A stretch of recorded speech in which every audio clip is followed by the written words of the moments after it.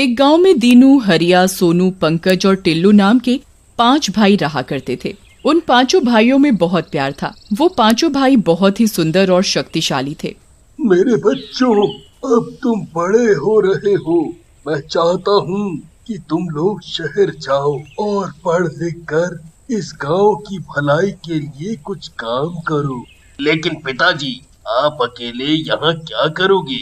हम आपको अकेले छोड़कर नहीं जाएंगे। वाह मेरे बच्चों, वाह! आज के जमाने में लोग अपने माँ बाप को घरों से धक्के देकर निकाल देते हैं, और तुम लोगों को मेरी कितनी चिंता है। मैं तुम जैसी औलाद पाकर धन्य हो गया हूँ। फिर वो 5 रामलाल के समझाने पर शहर चले जाते हैं। अरे वाह, ये शहर तो कितना अच्छा है। चारों तरफ बड़ी बड़ी इमारतें हैं। सही कह रहा है सोनू। अब शहर में जमकर पढ़ेंगे और मस्ती करेंगे। सही कह रहे हो दीनू भैया, शहर का अपना मजा है। खूब मस्ती करेंगे, रात भर जागेंगे और खूब पढ़ाई करेंगे। Hip hip hurray! फिर धीरे धीरे समय बीतने लगता है और वो 5 शहर में ही पढ़ने लगते हैं। एक दिन उन 5 के नाम एक चिट्ठी आती है। अरे भाइयों, आज हमारे लिए चिट्ठी आई है। अरे दीनू भैया, जल्दी से खोलो ना। जरूर पिताजी की ही होगी। वैसे भी उनसे मिले कई साल हो गए। जैसे जैसे वो चिट्ठी पढ़ता जाता है, दीनू की आंखों से आंसू बहने लगते हैं। दीनू को ऐसा रोता देख चारों भाई किसी अनहोनी की आशंका से डर जाते हैं। अरे दीनू भैया, क्या हुआ? तुम चिट्ठी पढ़ते पढ़ते क्यों रोने लग गए?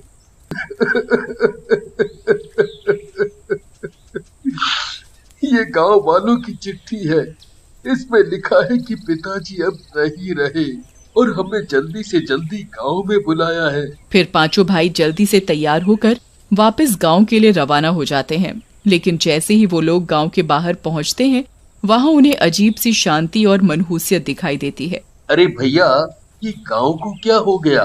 पूरे गांव में लगता है जैसे कोई मातम छा गया हो। तभी वहां गांव के सरपंच आ जाते हैं और उन 5 को बोलते हैं, बेटा, यहाँ खड़े रहना खतरे से खाली नहीं है। तुम लोग जल्दी से मेरे साथ चलो। फिर 5 भाई सरपंच के पीछे पीछे चल पड़ते हैं। सरपंच उन 5 को उनके घर के अंदर ले जाता है और घर का दरवाजा बंद कर लेते हैं। अरे काका, तुम इतना घबरा क्यों रहे हो? और क्या बात है? बताओ हमें पूरी बात। और पिताजी की जान कैसे गई? क्या हुआ? दीनू की बात सुनकर सरपंच रोने लगते हैं और बोलते हैं,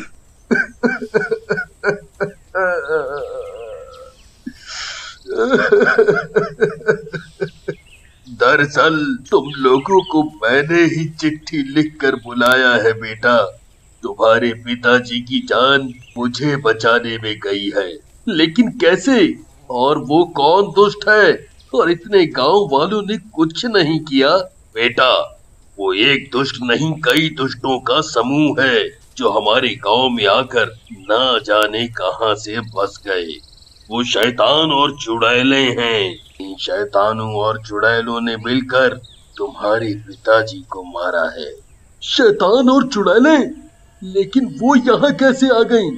बेटा, हम गांव वाले गांव के बाहर एक कुआं खोद रहे थे कि आने जाने वाले लोगों को पानी मिल सके। लेकिन हमें क्या पता था कि वो जगह शापित है और वहाँ शैतानों का वास है। उसी कुएं के अंदर मैं और तुम्हारे पिताजी फंस गए थे। लेकिन तुम्हारे पिताजी ने मुझे धक्का देकर ऊपर चढ़ा दिया और खुद उसी में फंस गए। मरते समय बोला कि मेरे 5 शेर मिलकर इस गांव को वापस शैतानों से मुक्त करेंगे। सरपंच की बात सुनकर 5 भाई रोने लगते हैं और रोते रोते बोलते हैं, आप चिंता ना करें सरपंच जी। अपने पिता की अंतिम इच्छा पूरी करना हर बेटे का धर्म होता है, और पिताजी की यही इच्छा थी।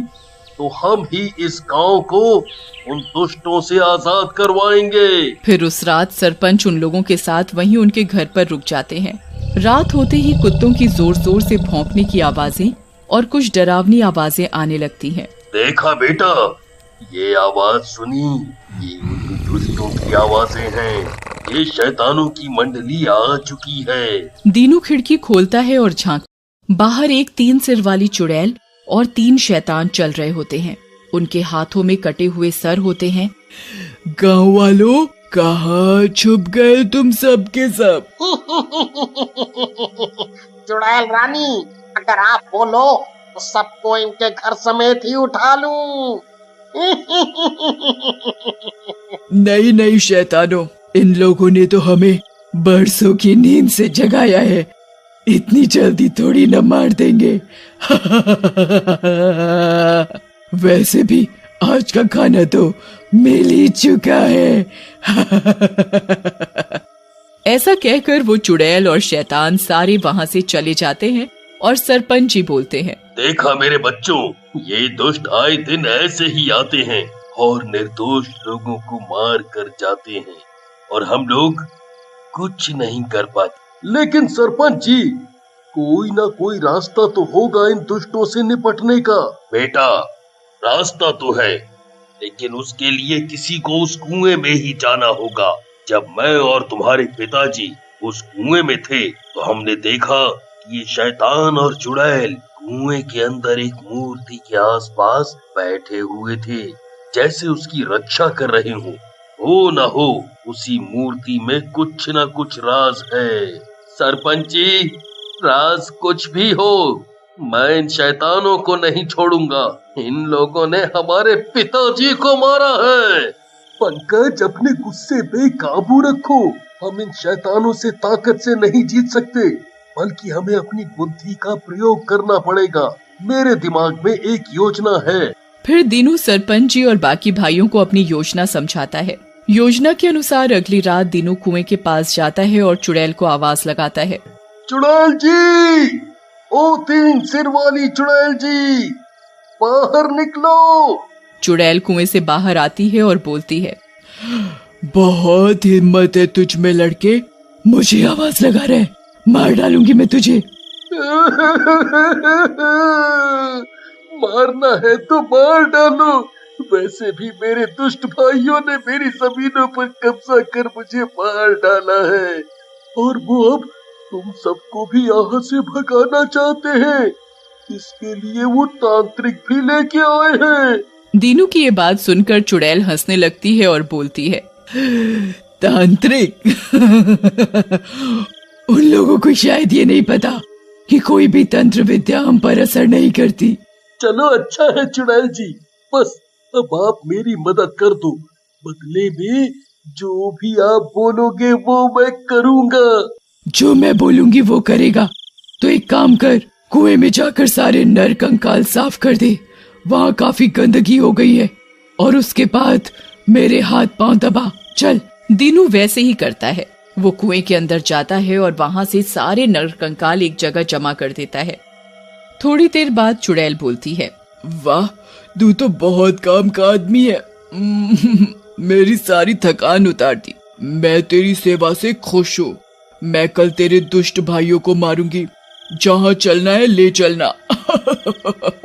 नहीं नहीं चुड़ैल जी, आप क्यों कष्ट करेंगी? मैं उन चारों दुष्टों को यहीं ले आऊंगा। बस मेरी आपसे विनती है कि मेरे सामने मत मारना उनको। जैसे भी हैं वो मेरे भाई हैं। ठीक है, तू कुएं में छुप जाना। फिर दीनू वहाँ से चला जाता है और घर पहुंचकर बाकी चारों से आगे की योजना बनाता है। योजना के अनुसार चारों भाई और सरपंच जी रात में दीनू के साथ कुएं के पास पहुंच जाते हैं।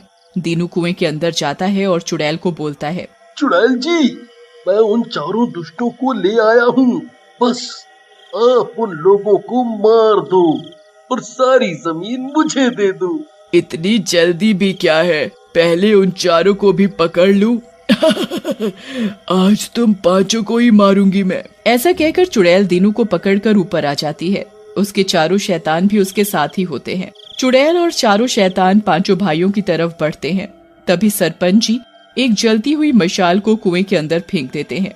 कुएं में जोर का धमाका होता है और मूर्ति टूट जाती है, और मूर्ति के टूटते ही चुड़ैल और शैतान भी जलने लगते हैं। दुष्ट दीनू, ये क्या किया? क्यों तोड़ी मूर्ति? दुष्ट चुड़ैल, हमने तो अपने पिताजी की अंतिम इच्छा पूरी की है। मैंने उन कंकालों को हटाते समय मूर्ति के चारों तरफ बारूद बम लगा दिए थे। और इस तरह सब चुड़ैलों और शैतानों से गांव वालों को मुक्ति मिल जाती है। सुशीला नाम की एक औरत थी जो कि गांव में अपने पति संजू के साथ रहा करती थी। सुशीला का पति ठेकेदार था और वो अक्सर सुशीला को दारू पीकर मारा करता था। एक दिन वो अपने घर में अकेले बैठकर रो रही थी। कहाँ फंस गई मैं भी भगवान, मैंने पढ़ाई लिखाई भी की पर सब बेकार। अगर मेरे माता पिता ने मरने से पहले संजू से इतना कर्जा न लिया होता तो मुझे इससे जबरदस्ती शादी न करनी पड़ती। अब हर रोज मजदूरों की तरह घर में काम करो और रात में इस शराबी से मार भी खाओ। यही रह गया है मेरी जिंदगी में। क्या क्या सपने देखे थे मैंने स्कूल में कि मैं शहर जाऊंगी, नौकरी करूंगी और खूब खुश रहूंगी, पर सब बर्बाद हो गया। इससे अच्छा तो मैं मर ही जाऊं। पर सुशीला की सारी बातें उसके घर आई विमला सुन लेती है।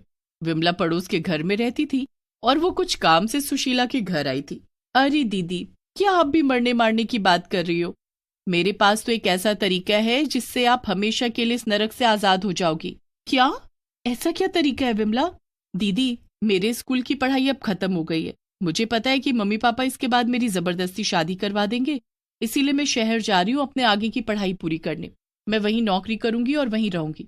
गांव में यहाँ वैसे भी मेरा कोई नहीं है, तो क्यों ना आप भी मेरे साथ शहर चलो। ये तुम क्या कह रही हो विमला? यही कि आप भी मेरे साथ शहर भाग चलो, फिर कभी यहाँ मुड़कर मत देखना। हम दोनों वहीं रहेंगे और एक नई जिंदगी की शुरुआत करेंगे। और आपने भी तो स्कूल तक की पढ़ाई की है, आपको आसानी से नौकरी भी मिल जाएगी और आप चाहो तो आगे पढ़ाई भी कर सकती हो। सुशीला ये सब सुनकर सोच में पड़ जाती है। दीदी, मैं कल सुबह 4 बजे यहाँ से निकलूंगी। अगर आप तैयार हो तो मुझे स्टेशन पर मिलना। इतना बोलकर विमला चली जाती है और सुशीला सोच में पड़ जाती है। नहीं, ये मैं क्या सोच रही हूँ भला, ये सब बकवास है। शाम होने वाली है, जल्दी से खाना बनाती हूँ वरना संजू आकर गुस्सा करेंगे। सुशीला खाना बनाने में लग जाती है। काफी रात हो जाती है पर संजू घर नहीं आता। आधी रात को संजू नशे में धुत घर पहुंचता है। अरे, आप फिर से आज इतनी शराब पीकर आए हैं? चल हट पागल औरत, दूर रह मुझसे। बड़ी आई, मुझे सिखाएगी? जा जल्दी से खाना लगा। हाँ, अभी लगाती हूँ। सुशीला संजू को खाना परोसती है पर गलती से सुशीला से खाना गिर जाता है, जिससे संजू को बहुत गुस्सा आता है। वो गुस्से में सुशीला को पीटने लगता है। नहीं, छोड़ दो मुझे, छोड़ दो। बहुत देर बाद थक जाने की वजह से संजू सो जाता है, पर सुशीला फैसला कर चुकी थी कि वो सुबह ही विमला के साथ घर से भाग जाएगी। वो 4 बजे विमला को स्टेशन पर मिलती है और दोनों ट्रेन से शहर के लिए निकल जाती हैं। शहर पहुंचकर सबसे पहले विमला सुशीला को अपने एक दोस्त के घर लेकर जाती है। सुशीला दीदी, ये प्रीति है। प्रीति का दोस्त है कबीर। वो हमें एक नया किराए का घर और काम ढूंढने में मदद करेगा। तब तक हम प्रीति के साथ उसके हॉस्टल के कमरे में रह सकते हैं। यहाँ और लड़कियां भी हैं। धन्यवाद विमला, और प्रीति तुम्हें भी धन्यवाद। सुशीला और विमला, वैसे हमारे इस हॉस्टल के सामने एक नया शॉपिंग मॉल खुला है। वहां पर काम करने के लिए बहुत सारी नौकरियां हैं। तुम दोनों वहां जाकर पता कर सकती हो। क्या? सच में? अब ठीक है, फिर हम दोनों शाम को ही वहां जाएंगे। शाम होते ही विमला और सुशीला मॉल के अंदर चली जाती हैं। मॉल नया बना था, इसीलिए वहां पर ज्यादा भीड़ नहीं थी। विमला और सुशीला सीधा मॉल के ऑफिस में जाती हैं, जहां पर शॉपिंग मॉल का मालिक बैठा हुआ था। जी बताइए, आपको क्या काम है? दरअसल हम दोनों को यहाँ नौकरी चाहिए। हमने सुना है कि आप लोगों को यहाँ पर लोगों की जरूरत है काम के लिए। हाँ, सही सुना है आपने। क्या आप लोग बच्चों को संभाल सकेंगी? जी बिल्कुल। हाँ, क्यों नहीं। तो ठीक है, फिर देखिए, मॉल की 4थी मंजिल पर एक गेम सेंटर है, जहाँ पर कई बच्चों के गेम्स हैं। वहाँ पर बच्चों के खिलौने की दुकान भी है। आप दोनों को मिलकर उस जगह को संभालना होगा, ठीक है ना? ये रूबी है, ये वहीं काम करती है, ये आपको सब समझा देगी। तो फिर आप लोग अभी से काम शुरू कर सकती हैं। आपको दोपहर 1 बजे से रात के 11 बजे तक काम करना होगा और इसके लिए आपको 20,000 रुपए मिलेंगे। पैसे सुनकर विमला और सुशीला दोनों बहुत खुश हो जाती हैं। वो जल्दी से जाकर गेम सेंटर में सारा काम सीखने लगती हैं। पर जैसे जैसे रात होती है, मॉल खाली होने लगता है। 10 बजते बजते 4थे फ्लोर पर कोई भी नहीं बचा था, सिवाय रूबी, विमला और सुशीला के। सुशीला और विमला, मुझे जरा बाथरूम जाना है, और यहाँ बाथरूम सिर्फ ग्राउंड फ्लोर पर ही है, तो मैं जरा होकर आती हूँ। रूबी, मुझे भी जाना था बाथरूम, मैं भी तुम्हारे साथ चलती हूँ। ठीक है, फिर मैं यहाँ रुकती हूँ। रूबी और विमला सबसे नीचे ग्राउंड फ्लोर पर बाथरूम चली जाती हैं। सुशीला अब चौथे फ्लोर पर अकेली थी कि तभी अचानक से पूरे मॉल की लाइट चली जाती है। अरे, ये लाइट कैसे चली गई? अचानक से गेम सेंटर के सभी खिलौनों और गेम्स की लाइट अपने आप जलने बुझने लगती है और इससे सुशीला बहुत डर जाती है। तभी सुशीला को वहां पर कई बच्चों की आत्माएं दिखने लगती हैं। अरे अरे, बचाओ बचाओ! सुशीला गेम सेंटर से बाहर की तरफ भागती है और बाहर निकलकर वो गिर जाती है। तभी वहां विमला और रूबी आ जाती हैं और वो दोनों सुशीला को उठाते हैं। अरे सुशीला, क्या हुआ? तुम गिर कैसे गई? वो अंदर बहुत सारे छोटे छोटे भूत और चुड़ैल थे, सब बच्चे थे। उनमें से एक छोटी बच्ची की चुड़ैल मेरे ऊपर कूदी और मुझसे चिपक गई और वो मेरे बाल नोचने लगी। क्या तुमने भी उन्हें देखा? मुझे लगा था ये मेरा वहम है, पर शायद सच में ये शॉपिंग मॉल भूतिया है। क्या भूत? भला ये मुमकिन है क्या? अरे अगर ऐसा है तो रूबी, तुम यहाँ काम ही क्यों कर रही हो? मुझे लगा था शायद वो मेरा वहम होगा। मैंने भी एक छोटी बच्ची चुड़ैल को पिंक फ्रॉक पहने देखा था इसी गेम सेंटर में, पर जब मैंने मालिक से ये बात कही तो उसने मुझे डांट कर कहा कि दोबारा ये बात बाहर नहीं करना, वरना मॉल बंद हो जाएगा। अब हम क्या करें? ये नौकरी छोड़ी तो फिर कहाँ जाएंगे? हमें पैसे भी तो चाहिए ना। तीनों सोच में पड़ जाती है कि तभी अचानक से फिर से पूरे मॉल की लाइट बंद हो जाती है और रूबी एक चुड़ैल में बदल जाती है। यही नहीं, सभी बच्चे भूत और चुड़ैल और साथ ही साथ मालिक भी वहां आ जाता है और भूत में बदल जाता है। ये सब आखिर हो क्या रहा है? जरा अपनी घड़ी में तो देखो। विमला घड़ी में देखती है, 11 बजने ही वाला था। जैसे ही 11 बजता है, पूरा शॉपिंग मॉल एक पुराने खंडहर में बदल जाता है और सभी भूत चुड़ैल सुशीला और विमला को चारों तरफ से घेर लेते हैं। तुम दोनों हमारे जाल में फंस गई हो।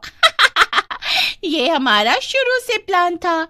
हमें तो बस तुम दोनों को मॉल के अंदर 11 बजे तक रोक कर रखना था। आखिर तुम सब हो कौन और क्या चाहते हो हमसे? कुछ भी नहीं, मैं और रूबी तो बस एक भूतिया स्कूल के टीचर हैं और ये सब बच्चे हमारे शिष्य। हम दोनों तो इन्हें सिखा रहे थे कि कैसे इंसानों को बेवकूफ बनाया जाता है और उन्हें अपने जाल में फंसाया जाता है। तो इसके लिए तुमने 11 बजने का इंतजार क्यों किया? देखो तो मासूम बच्ची को, इसे सब जानना है। अरे क्योंकि 11 बजने के बाद से ही हम सब भूत बहुत ताकतवर हो जाते हैं, इसलिए। हे भगवान, ये सब क्या हो रहा है? इतनी हिम्मत करके एक नरक से बाहर निकली थी और क्या फायदा हुआ? मैं यहाँ इतने भूतों के बीच फंस गई। अब क्या होगा भगवान? अब क्या? अब ये सब मेरे प्यारे प्यारे भूतिया स्टूडेंट्स मिलकर तुम दोनों को कच्चा चबा जाएंगे। वो क्या है ना, इनका लंच टाइम होने वाला है। ये सुनकर सभी भूत और चुड़ैल जोर जोर से हंसने लगते हैं। तभी अचानक पीछे से एक आदमी की आवाज आती है। कोई आदमी गाना गा रहा था। मैं हूँ कौन? अरे मैं हूँ। इतना बोलते ही आदमी जमीन पर गिर पड़ता है। वो आदमी नशे में था और उसके हाथ में चाकू था। वो दोबारा लड़खड़ाते हुए उठता है। ये आदमी कोई और नहीं बल्कि सुशीला का पति संजू था और वो सुशीला को मारने वहां आया था। अरे अब ये नई मुसीबत कहाँ से आ गई? लगता है विमला कि ये हमारा आखिरी दिन है। नहीं दीदी, ये हमारा आखिरी दिन नहीं है, बल्कि मेरे पास एक ऐसा तरीका है जिससे हमें इन भूतों और संजू दोनों से ही एक साथ छुटकारा मिल जाएगा। क्या? वो क्या? हमें कुछ नहीं करना दीदी, आप बस संजू को आवाज लगाकर इधर बुलाइएगा। जैसे ये संजू यहाँ आगे आएगा, सभी भूतों का ध्यान उसकी तरफ होगा, तभी हम यहाँ से भाग जाएंगे और ये भूत इतने अच्छे तो है नहीं कि संजू को ऐसे ही जाने देंगे। ठीक है, मैं कोशिश करती हूँ। ओ संजू, मैं इधर हूँ, दम हो तो जरा इधर तो आओ। ये सब भूत और चुड़ैल मेरी रक्षा करेंगे, ये तुम्हें मुझे छूने भी नहीं देंगे। संजू नशे में सुशीला की तरफ देखता है और फिर गुस्से में सभी भूतों और चुड़ैलों की तरफ। संजू लड़खड़ाता हुआ भूतों की तरफ बढ़ने लगता है। इस बीच जब सभी भूतों और चुड़ैलों का ध्यान संजू की तरफ था, विमला और सुशीला पीछे से भाग जाती हैं। उधर सभी भूत चुड़ैल मिलकर संजू को खा लेते हैं। विमला और सुशीला मिलकर नई नौकरी ढूंढते हैं और अपनी नई जिंदगी की खुशी खुशी शुरुआत करते हैं।